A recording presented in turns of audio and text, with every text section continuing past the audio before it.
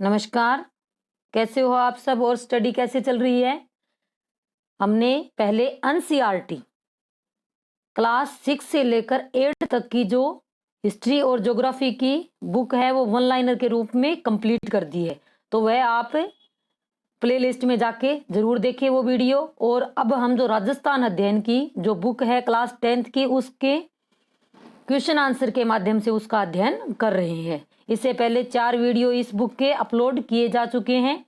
यह video REET, second grade, first grade, Rajasthan के जितने भी कंपटीशन एग्जाम है सबके लिए यह उपयोगी है। अब क्वेश्चन देखते हैं इसके। बदन सिंह को ब्रज राज की उपाधि किसने दी थी? अब बदन सिंह कौन है? जो जाट शासक था। कौन? चूड़ामन। तो चूड़ामन का यह उत्तराधिकारी था। तो इसको ब्रजराज की उपाधि किसने दी थी? औरंगजेब ने, बहादुर शाह ने, कछुआ है नरेश जयसिंह ने, या कछुआ है नरेश बिशन सिंह ने। तो इसको किसने दी थी? जो कछुआ है नरेश जयसिंह है उन्होंने इनको ब्रजराज की उपाधि दी थी। और ये क्या थे? एक शांति प्रिय शासक थे। और इनके समय में जो जाट और कछुआ है मैत्री है वो अपने मैत्री कर इन्होंने क्या किया था? अपने राज्य का विस्तार किया था। और इनकी मृत्यु कहाँ हुई थी? डींग में हुई थी। और डींग ही इनका क्या था? निवास स्थान था। अब नेक्स्ट, किस जाट शासक ने भरतपुर में सुदृढ़ दुर्ग बनाकर उसे अपने राज्य की राजधानी बनाया? अब जो भरतपुर है उसमें किसने एक सुदृढ़ दुर्ग बनाया और अपनी राजधानी बनाया? महाराजा सूरजमल, राजा राम, चूड़ामन या बदन सिंह।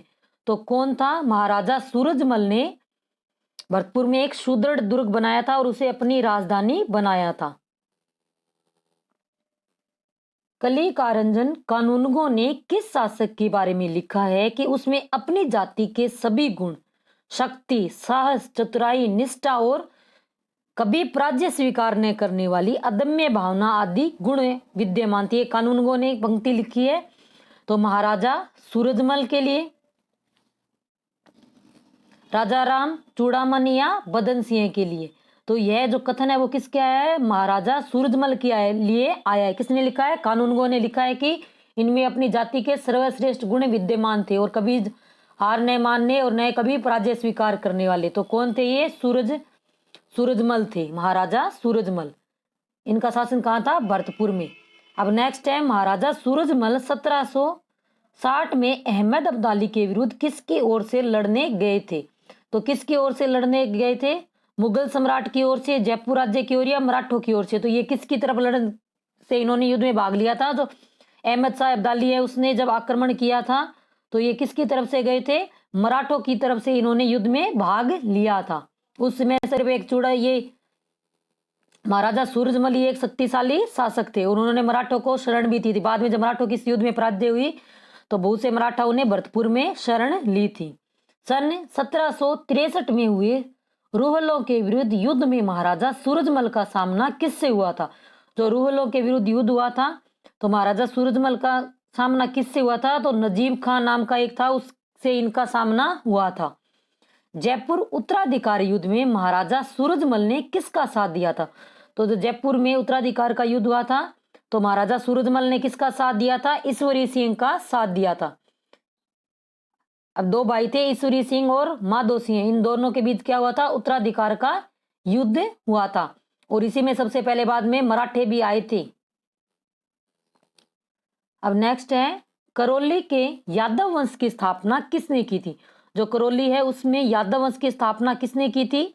विजयपाल ने, अर्जुनपाल ने, धर्मपाल या द्वितीय या गोपाल पाल ने? तो करौली के यादव वंश की स्थापना किसने की थी? विजयपाल ने इसकी स्थापना की थी। करौली में यादव वंश के स्वतंत्र राज्य की स्थापना कब हुई थी? तो कब हुई थी? तो 1040 ईस्वी में इसकी स्थापना हुई थी। किस यादव शासक ने बयाना को अपने राज्य की राजधानी बनाया था? जो बयाना है उसको किस यादव शासक ने अपनी राजधानी बनाया था? विजयपाल ने, अर्जुनपाल ने, धर्मपाल द्वितीय या गोपाल पाल ने? तो किसने बनाया था? जो विजयपाल है उसने बयाना को अपनी राजधानी बनाया था। सन 1348 में कल्याणपुर कस्बा किस यादव शासक ने बसाया था? जो कल्याणपुर है वो किसने बसाया था? विजयपाल ने, अर्जुनपाल ने, धर्मपाल द्वितीय या गोपाल ने? जो कल्याणपुर कस्बा है वो किसने बसाया था? अर्जुन पाल ने बसाया था। कल्याणपुर कस्बा वर्तमान में किस नाम से जाना जाता है? जो कल्याणपुर है वो किसने बसाया था? अर्जुन पाल ने। और इसका वर्तमान नाम क्या है? करौली इसका वर्तमान नाम है। अब सन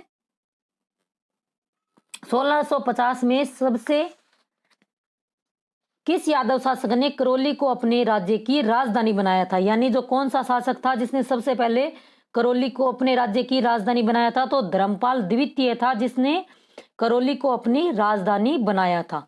करौली राज्य ने अंग्रेजों से संधि कब की थी? करौली जो राज्य है उसने अंग्रेजों से संधि कब की थी? 9 नवंबर 1817 में करौली ने जो राज्य है उसने अंग्रेजों से संधि की थी। अब नेक्स्ट है, परमार का शाब्दिक अर्थ क्या होता है? परमार का शाब्दिक अर्थ क्या होता है? परमार यानी शत्रु को मारने वाला। परमार का शाब्दिक अर्थ क्या होता है? शत्रु को मारने वाला। अब नेक्स्ट क्वेश्चन, आबू के परमार वंश का संस्थापक कौन था? जो आबू के परमार वंश थे उसका संस्थापक कौन था? धूमराज, मूलराज, धरणीवराह या तेजपाल? जो आबू के परमार वंश है तो उसका संस्थापक किसको माना जाता है? जो ध्रुमराज है उसको इसका संस्थापक माना जाता है और ये इसका क्या हो गया? आदि पुरुष। अब परमारों का आदि पुरुष किसे माना जाता है? अब जो संस्थापक है वो कौन है? धूमराज। और धूमराज, मूलराज, उत्पल राज या तेजपाल? तो कौन था इसका आदि पुरुष? उत्पल राज को इसका आदि पुरुष माना जाता है। आबू के किस परमार शासक को गुजरात के मूलराज सोलंकी से हारने पर राष्ट्रकूट धवल की शरण लेनी पड़ी थी?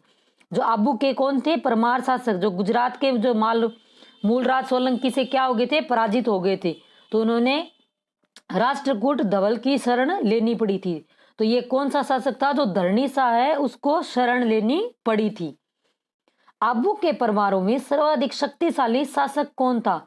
जो आबू के परमार है उनमें सर्वाधिक शक्तिशाली कौन था? धारावर्ष सर्वाधिक शक्तिशाली था। और जो धूमराज है वो क्या हो गया? इसका संस्थापक था। नेक्स्ट है, किस परमार शासक ने मोहम्मद गोरी के विरुद्ध गुजरात की सेना का नेतृत्व किया था? जो मोहम्मद गोरी के विरुद्ध किसने नेतृत्व किया था? विक्रमदेव ने, धारावर्ष ने, धरणी शाह ने या तेजपाल ने?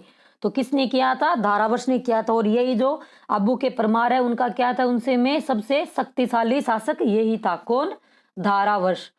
अब नेक्स्ट है, किस परमार शासक के शासनकाल में आबू के देलवाड़ा गांव में लूणोसाई नामक नेमिनाथ का मंदिर बना था? अब नेमिनाथ का मंदिर कहाँ है? आबू के देलवाड़ा में। और ये कौन से है? लूणोसाई नामक स्थान मंदिर है। तो परमार शासक के कौन से परमार शासक के काल में बना था? तो सोम सिंह के ये काल में बना था। किस चौहान शासक ने परमारों की राजधानी चंद्रावती पर आक्रमण कर चौहान वंश की नींव रखी थी? जो कौन सा चौहान शासक था जिसने चंद्रावती पर आक्रमण कर चौहान वंश की नींव रखी? तो जो नाडोल के शासक राव लुम्बा ने परमारों की राजधानी चंद्रावती पर आक्रमण किया था और क्या किया थी? चौहान वंश की नींव रखी। किसने रखी? रणथंभ किसने रखी थी? नाडोल के शासक राव लुम्बा ने यह नींव रखी थी। मराठों के राजस्थान प्रवेश की दृष्टि से राजपुताने में पारस्परिक ग्रह क्लेश के 3 मुख्य केंद्र कौन से थे? मराठे जब कोई दूसरा, अब मान लो अपने घर में कोई किसी के साथ झगड़ा हो गया तो जो बाहर का आके पंचायत करता है तो वही है। जो राजस्थान राजपुताने थे वो क्या करते थे? आपस में उनमें ग्रह क्लेश था। तो इसमें किसने प्रवेश किया था? तो जो मराठे थे, इसी कारण इनका राजस्थान में प्रवेश हुआ था। तो ये कौन से जो 3 मुख्य थे वहां सबसे ज्यादा ये क्लेश चल रहा था? तो जयपुर, जोधपुर और बूंदी, इनमें उत्तराधिकार का युद्ध छिड़ा हुआ था। और सबसे पहले मराठे कहाँ आए थे? बूंदी, जयपुर, फिर मारवाड़। बूंदी के शासक बुद्ध सिंह एवं स्वाई जय सिंह के मध्य क्या संबंध था? जो बूंदी के शासक बुद्ध सिंह और स्वाई जय सिंह ये साले बहनोई थे। स्वाई जय सिंह कहाँ का शासक था? जयपुर का। और ये बुद्ध सिंह था, इसकी बहन की शादी किसके साथ की गई थी? स्वाई जय सिंह ने। और जो इसका पत्नी थी उसका जो बच्चा था, इसने स्वाई जय सिंह ने कहा कि ये मेरा बच्चा नहीं है। तो बुद्ध सिंह इससे जो नाराज हो गए क्योंकि इसने इसकी बहन पर उंगली उठाई थी। अब नेक्स्ट है, स्वाई जय सिंह को की बहन एवं बूंदी की कछवाई रानी के किस पुत्र को लेकर स्वाई जय सिंह और बुद्ध सिंह के मध्य संबंध तनावपूर्ण हो गए थे। तो इसका जो भांजा था वो कौन था? भवानी सिंह। भवानी सिंह को लेकर इनके बीच में क्या हो गया था? तनाव हो गया था। अब नेक्स्ट है, सवाई जय सिंह ने बूंदी पर अधिकार कर उसका शासक किसे नियुक्त किया था? अब सवाई जय सिंह उसने क्या किया? बूंदी पर अधिकार कर लिया। जब सवाई ये जय सिंह कहीं बाहर गया हुआ जय सिंह ने क्या किया? बूंदी पर अधिकार कर लिया और उसे किसको शासक बनाया? जो करवड़ के जागीरदार हाड़ा सालिम सिंह के द्वितीय पुत्र दलेल सिंह को क्या किया? वहां का शासक बना दिया। अब नेक्स्ट है, सवाई जय सिंह ने दलेल सिंह को बूंदी की राजगद्दी पर कब बैठाया था? उन्होंने क्या किया था? जो बूंदी के शासक थे उसको उठाकर दलेल सिंह को गद्दी पर बैठाया था। तो कब बैठाया था? 1730 में बैठाया था। नेक्स्ट है, सवाई जय सिंह ने अपनी पुत्री कृष्णा कुमारी का विवाह किसके साथ किया था? तो दलेल सिंह को उन्होंने बूंदी का शासक बनाया था, उसी के साथ अपनी पुत्री का विवाह भी कर दिया था। सर्वप्रथम किसने मराठों को राजस्थान में आमंत्रित किया था? जो मराठे सबसे पहले कहाँ आए थे? जो सवाई जय सिंह की बहन थी, इसने क्या किया था? मराठों को सबसे पहले आमंत्रित किया था। कभी आप कहाँ हो? यहाँ राजपुतानी में प्रवेश उन्होंने किया था। सबसे पहले मराठों ने क्या खाई थी? बूंदी खाई थी। इसकी एक ट्रिक है कि मराठे सर्वप्रथम कहाँ आए थे? बूंदी में। मल्हार राव होलकर एवं राणोजी सिंधिया ने बूंदी पर आक्रमण कब किया था? जो होलकर और राणोजी सिंधिया ये कौन थे? मराठे थे। तो इन्होंने बूंदी पर आक्रमण कब किया था? 18 अप्रैल 1734 में इन्होंने आक्रमण किया था। अब नेक्स्ट है, मराठों द्वारा बूंदी विजय करने के बाद बूंदी राज्य का उत्तराधिकारी किसे बनाया गया? तो मराठों ने जब बूंदी पर अधिकार कर लिया तो किसे बनाया था?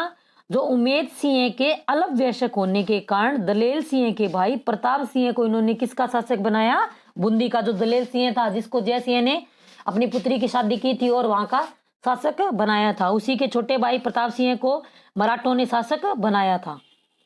मराठों को रोकने के लिए सर्वप्रथम हुरडा सम्मेलन के आयोजन की योजना किसने बनाई थी?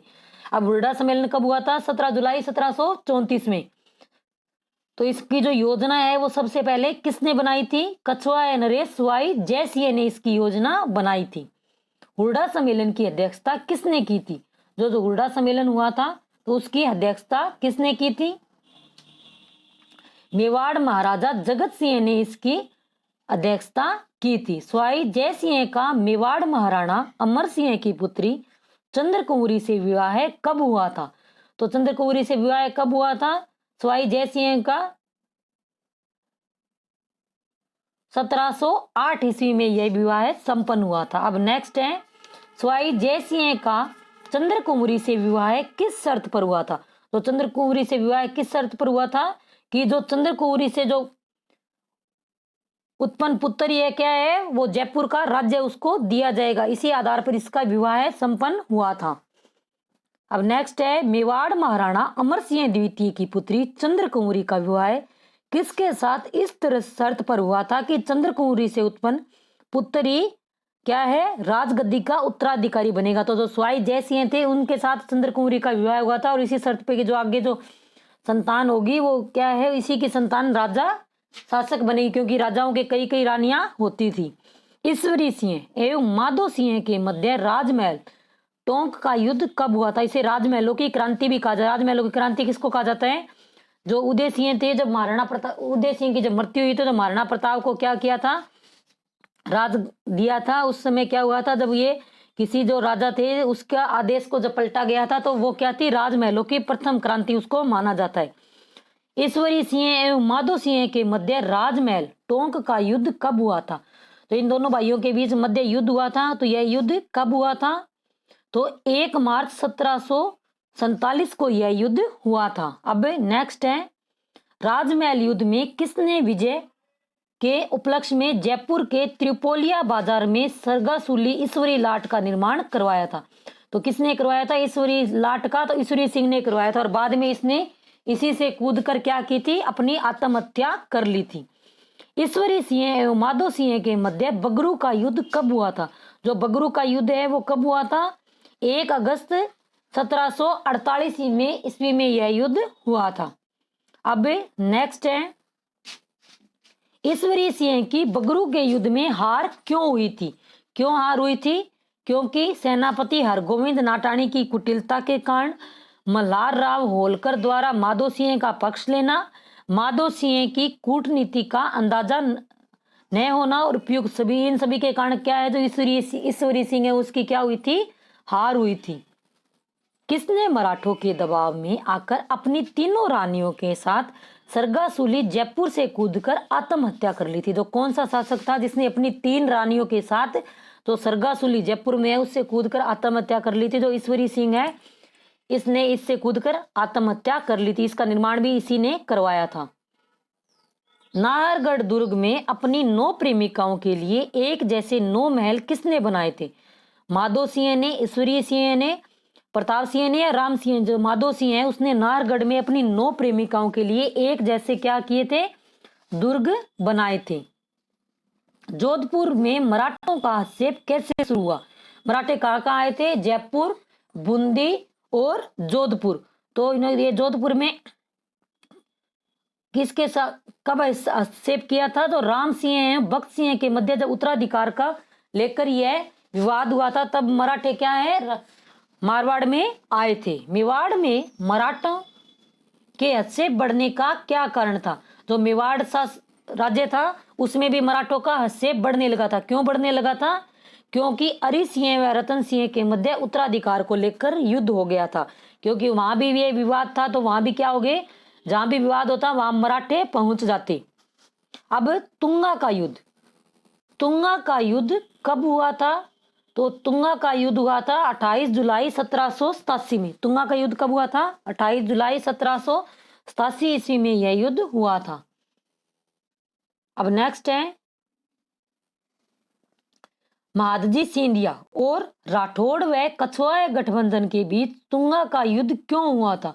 तो ये तुंगा का युद्ध क्यों हुआ था? कि चौथ वसूली को लेकर। अब चौथ क्या है? एक कर है। जो मराठे थे जो अपने इनके जो विजित थे वहां से ये चौथ और सरदेश मुखी 2 तरीके के ये क्या थे? कर थे, बस कर थे। तो वहां से ये कर वसूल करते थे। अब नेक्स्ट है, महादजी सिंधिया और राठौड़ व कछवाहा गठबंधन के बीच पाटन का युद्ध कब हुआ था? तो यह युद्ध कब हुआ था?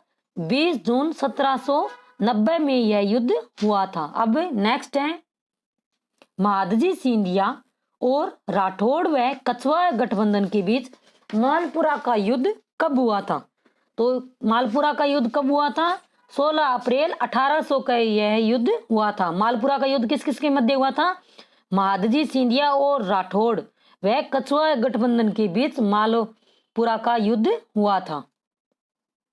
अब नेक्स्ट है, मराठों की चौथ वसूली को लेकर महादजी सिंधिया और राठौड़ व कछवाहा गठबंधन के बीच हुए किस युद्ध में मराठों की हार हुई थी? तो इसमें जो ये किसी में हार नहीं हुई, ये तुंगा का युद्ध में मराठे जीते थे, मालपुरा के युद्ध में और पाटन के युद्ध में भी किसकी विजय हुई थी? मराठों की विजय हुई थी। अब नेक्स्ट है, जयपुर उत्तराधिकार युद्ध में माधो सिंह ने मल्हार राव होलकर से सहायता प्राप्त करने के बदले क्या देने का आश्वासन दिया था? तो 20 लाख रुपए इसने क्या कहा था? माधो सिंह ने मल्हार राव होलकर को क्या कहा कि मैं आपको 20 लाख रुपए दे दूंगा, आप मेरी क्या करें? सहायता करें। अब नेक्स्ट है, जयपुर उत्तराधिकार युद्ध में सवाई जय सिंह के ज्येष्ठ पुत्र ईश्वर सिंह ने किस मराठा सरदार से सहायता प्राप्त की थी? तो किससे सहायता प्राप्त की थी? तो राणोजी सिंधिया थे, उनसे इसने सहायता प्राप्त की थी। अब नेक्स्ट है, जयपुर के किस शासक ने मराठों की लंबी चौड़ी मांगों से परेशान होकर जयपुर में उत्सव के बहाने 4000 मराठों का कत्लेआम कराया? तो मराठी जयपुर आए तो इन्होंने क्या कहा कि हम जयपुर शहर को देखना चाहते हैं।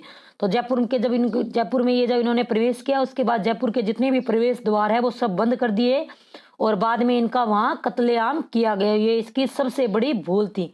तो ये कौन था? ईश्वरी सिंह ने यह कार्य संपन्न करवाया था। तो जयपुर के यानी ईश्वरी सिंह ने क्या किया था? मराठों की लंबी चौड़ी मांगों से परेशान होकर वहां उत्सव के बहाने उनको बुला लिया और वहां उनका कत्लेआम करवा दिया। माफ करना, ये कौन था? यह कार्य किसने किया था? माधो सिंह ने किया था। किसने किया था? माधो सिंह। क्योंकि माधो सिंह ने क्या कहा था कि मैं आपको 20 लाख रुपए दे दूंगा, आप मुझे। और ईश्वरी सिंह है, उसने तो क्या कर दिया, किया था, इस जो सरगासुली थी उससे कूद कर आत्महत्या अपनी 3 रानियों के साथ कर ली थी। और जो माधो सिंह था, इसने इनका ये कत्लेआम करवाया था। राजकुमारी कृष्णा कुमारी को लेकर किन राजनीतिक शक्तियों के मध्य युद्ध की स्थिति हो गई थी? अब जो कृष्णा कुमारी थी वो कहाँ की राजकुमारी थी? तो वह मेवाड़ की राजकुमारी थी। तो इसका जो विवाह है पहले जो, अब इसको युद्ध की स्थिति किस किस के मध्य हुई थी? जयपुर और जोधपुर के मध्य ये स्थिति उत्पन्न हो गई थी। और कृष्णा कुमारी, नेक्स्ट क्वेश्चन है, जो कृष्णा कुमारी किसकी पुत्री थी? जो कृष्णा कुमारी है वो किसकी पुत्री थी? मेवाड़ महाराणा भीम सिंह की पुत्री थी। और राजकुमारी कृष्णा कुमारी की सगाई सबसे पहले किसके साथ तय हुई थी? तो किसके साथ हुई थी? मारवाड़ शासक भीम सिंह के साथ ही इसकी सगाई हुई थी। जो ये कृष्णा कुमारी है वो किसकी पुत्री थी? मेवाड़ महाराणा भीम सिंह की पुत्री थी। तो इसका जो विवाह था वो मारवाड़ के शासक भीम सिंह के साथ होना तय हुआ था, लेकिन क्या हुई, शादी से पहले इसकी मृत्यु होगी। तो जो कृष्णा कुमारी का विवाह है वो कहाँ तय कर दिया गया? तो जयपुर के महाराजा के साथ इसका विवाह तय कर दिया। लेकिन जो जोधपुर का जो बाद में शासक बना उसने क्या कहा कि इसका जब विवाह है मारवाड़ के साथ तय हुआ है तो इसका क्या है, वहीं इसका विवाह होगा। तो इसके लिए इन्होंने जोधपुर और मारवाड़ के जो शासक थे उनमें युद्ध की स्थिति उत्पन्न हो गई थी। बाद में क्या किया, जो राजकुमारी थी ये कृष्णा कुमारी, इसको जहर दे दिया गया। तो मेवाड़ में एक ये काला अध्याय है। और ये किसकी पुत्री थी? मेवाड़ महाराणा भीम सिंह की यह पुत्री थी। राजकुमारी और कृष्णा कुमारी की सगाई सबसे पहले किसके साथ हुई थी? मारवाड़ शासक भीम सिंह के साथ तय हुई थी। और राजकुमारी कृष्णा कुमारी की सगाई दूसरी बार किसके साथ तय हुई थी? तो किसके साथ हुई थी? जयपुर शासक जगत सिंह के साथ इसकी सगाई तय हुई थी। बाद में इसकी जहर देके इसको मार दिया गया था। किसके दबाव में से मेवाड़ महाराणी ने अपनी पुत्री कृष्णा कुमारी की जहर देकर हत्या कर दी? जो मराठे थे उन्होंने क्या किया, कभी आप इसकी हत्या कर दो, अगर ये नहीं रहेगी तो युद्ध की भी नहीं होगा। जो अमीर का पिंडारी था उसने ये कहा था और उसके कारण इसकी क्या कर दी थी, इसको जहर देके इसकी हत्या कर दी गई थी। नवंबर 1750 में जब भक्त सिंह ने राम सिंह को परास्त कर जोधपुर की गद्दी हथियार ली थी तो राम सिंह ने किसकी सहायता प्राप्त करने का प्रयास किया? तो जो भक्त सिंह उसने क्या किया, राम सिंह को पराजित कर लिया और जोधपुर पर अधिकार कर लिया। बाद में जो राम सिंह है इसने क्या किया, वापिस अपनी गद्दी प्राप्त करने का प्रयास किया। तो किससे किया था? जो जयपुर नरेश माधो सिंह और मराठो, इसने दोनों का सहयोग प्राप्त करने का प्रयास किया था। किस किस से? जयपुर नरेश माधो सिंह और मराठों से। अब आप सभी के लिए क्वेश्चन है कि मराठे जो जयपुर में घूमने के बहाने आए थे, उत्सव के बहाने में किसने बुलाया था और उनका कत्लेआम करवाया था? किसने करवाया था, ईश्वरी सिंह ने या माधो सिंह ने? इसका आंसर आप कमेंट बॉक्स में जरूर दें। अब नेक्स्ट है 15 सितंबर 1753 में भक्त सिंह के पुत्र विजय सिंह और राम सिंह मेड़ता के युद्ध में किसकी विजय, जो मेड़ता का युद्ध है उसमें किसकी विजय हुई थी? तो उसमें राम सिंह की विजय हुई थी। और यह युद्ध किस किस के मध्य हुआ था? जो भक्त सिंह का पुत्र था विजय सिंह और राम सिंह के मध्य यह युद्ध हुआ था। भक्त सिंह के पुत्र विजय सिंह और राम सिंह व जयपाल सिंधिया की संयुक्त सेना के बीच हुई फरवरी 1756 की संधि की मुख्य क्या शर्तें थी? तो इस संधि की क्या शर्त थी कि अजमेर और तारागढ़ मराठों के अधिकार में रहेंगे और मराठों को 50 लाख रुपए नगद और जोधपुर राज्य 1.5 लाख रुपए प्रति वर्ष देगा। और जालोर सहित आधे मारवाड़ पर राम सिंह का अधिकार रहेगा और नागौर, जोधपुर तथा मेड़ता पर किसका अधिकार रहेगा? विजय सिंह का अधिकार रहेगा। अब यही बात है, अगर दोनों भाई ये बात आपस में सुलह करके सुलझा लेते तो मराठों को 50 लाख रुपए नहीं देने पड़ते और प्रत्येक वर्ष 1.5 लाख रुपए उन्हें कर के रूप में नहीं देने पड़ते। ये जब भी दो की लड़ाई होती है तो तीसरा फायदा उठा लेता है। यदि राम सिंह विजय सिंह की सीमा पर अतिक्रमण करेगा तो विजय सिंह सैनिक कार्रवाई करने के लिए स्वतंत्र रहेगा। उपयुक्त सभी, ये सभी इसकी शर्तें थी। किसकी शर्तें थी? विजय सिंह और राम सिंह के मध्य जो संधि हुई थी उसकी ये शर्तें थी। इस वीडियो में इतना ही। अगर वीडियो अच्छा लगा है तो लाइक करें, शेयर करें और चैनल को सब्सक्राइब करें और पास में जो बेल आइकन है उसको भी प्रेस करें ताकि आने वाले हर वीडियो का नोटिफिकेशन आपको मिलता रहे। आज के लिए इतना ही। धन्यवाद।